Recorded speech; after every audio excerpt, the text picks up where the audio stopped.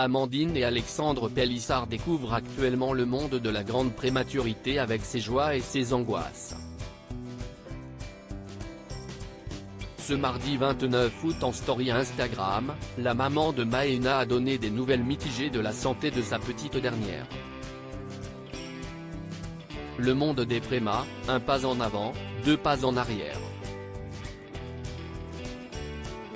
Si le choix d'Alexandre et Amandine Pélissard de travailler dans le monde du contenu pour adultes après leur départ de familles nombreuses a été commenté et largement critiqué, les internautes font aujourd'hui largement front derrière eux alors que le couple vit une épreuve difficile. La tribu Pélissard devait s'agrandir pour l'automne mais la petite dernière est finalement arrivée, presque sans crier gare, le 6 août dernier avec plus de 3 mois d'avance. Du haut de ses 33 cm, et ses 810 grammes, Maëna s'est lancée dans son combat pour la vie. Amandine Pélissard admire sa vaillante et accompagne son parcours de nombreux pot à pot qui permettent à mère et fille de continuer à tisser le lien. Mais la lutte est épuisante et la mère de famille nombreuse avoue être frustrée par sa découverte du monde de la grande prématurité, faite de quelques pas en avant et de nombreux pas en arrière. Un ascenseur émotionnel qui lui donne la sensation d'être dans une lessiveuse depuis la naissance de sa fille.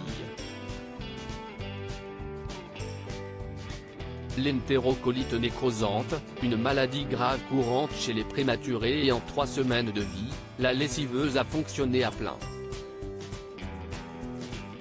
La fillette a contracté une jaunisse qui a obligé le service de néonatologie à la mettre sous lampe.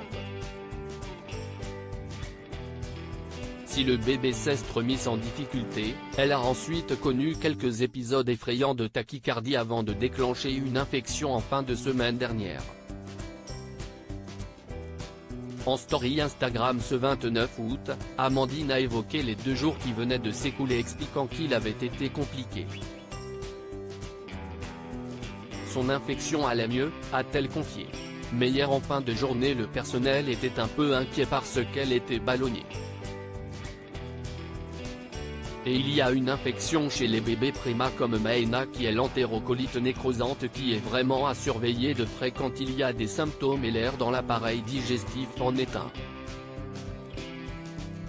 Et de poursuivre hier soir donc ça n'allait pas trop, donc on lui repasse l'alimentation en perfusion au lieu de la sonde. Ils l'ont mise à la diète pour éviter de faire fonctionner la digestion et de limiter les ballonnements.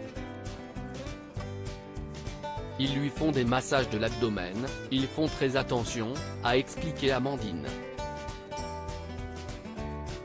Et si le personnel soignant est aussi précautionneux, cela s'explique par le fait que cette maladie est l'urgence gastro-intestinale la plus fréquente chez le nouveau-né et qu'elle peut être fatale.